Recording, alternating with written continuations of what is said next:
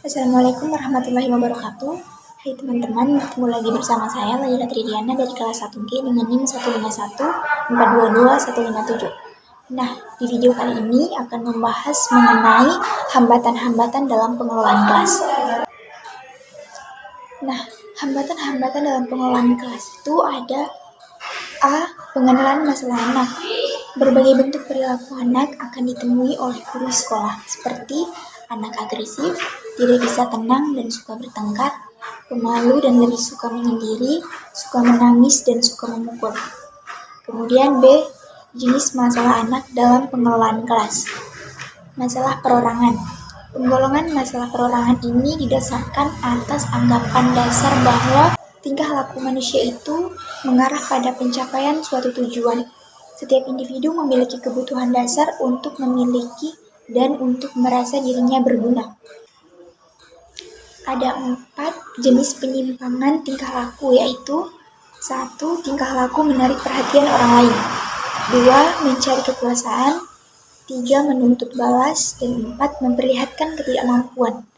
Keempat tingkah laku ini diurutkan makin lama makin berat. Misalnya seorang anak yang gagal menarik perhatian orang lain boleh jadi menjadi anak yang mengejar kekuasaan.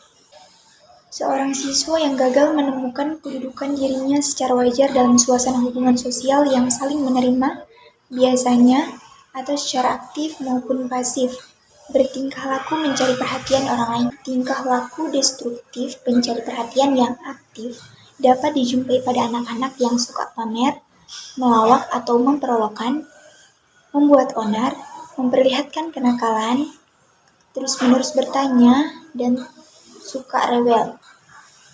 Dikenal adanya 7 masalah kelompok dalam kaitannya dengan pengelolaan kelas, yaitu 1. Kekurang kompakan, 2. Kekurang mampuan mengikuti peraturan kelompok, 3. Reaksi negatif terhadap sesama anggota kelompok, yang keempat, penerimaan kelas atau kelompok atas tingkah laku yang menyimpang, dan yang kelima, kegiatan anggota atau kelompok yang menyimpang dari ketentuan yang telah ditetapkan. Yang keenam, ketiadaan semangat, tidak mau bekerja, dan tingkah laku agresif atau protes. Yang ketujuh, ketidakmampuan menyesuaikan diri terhadap perubahan lingkungan. A. Pendekatan penanggulangan masalah anak. Pendekatan larangan dan anjuran. Pendekatan larangan dan anjuran di atas tampaknya mudah, namun karena tidak didasarkan pada teori atau prinsip-prinsip tertentu, pada umumnya kurang dapat dilaksanakan secara mantap. Masing-masing perintah atau larangan itu dapat diterapkan atas dasar generalisasi masalah-masalah pengelolaan kelas tertentu. Berikut ini dikemukakan perincian beberapa tindakan yang tidak tepat untuk menangani masalah-masalah yang timbul di dalam kelas. 1. Tindakan penghukuman atau pengancaman. A. Menghukum dengan kekerasan, larangan, atau pengusiran. B. Menerapkan ancaman atau memaksakan berlakunya larangan-larangan. Kemudian C.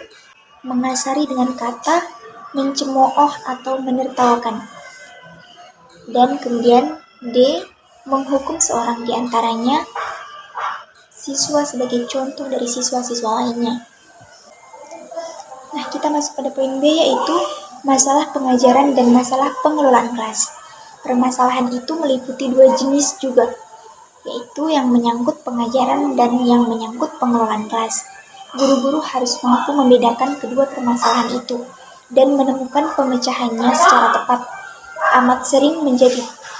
Amat sering terjadi guru-guru menangani masalah yang bersifat pengajaran dengan pemecahan yang bersifat pengelolaan dan sebaliknya. Untuk dapat menangani masalah-masalah pengelolaan kelas secara efektif, guru harus mampu 1.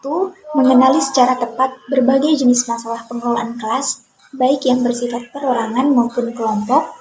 Kemudian yang kedua, memahami pendekatan mana yang cocok dan tidak cocok untuk jenis masalah tertentu. Dan yang ketiga, memilih dan menetapkan pendekatan yang paling tepat untuk memecahkan masalah yang dimaksud. Ada 2 jenis masalah pengelolaan kelas, yaitu yang bersifat perorangan dan yang bersifat kelompok. Mungkin hanya ini materi untuk video kali ini.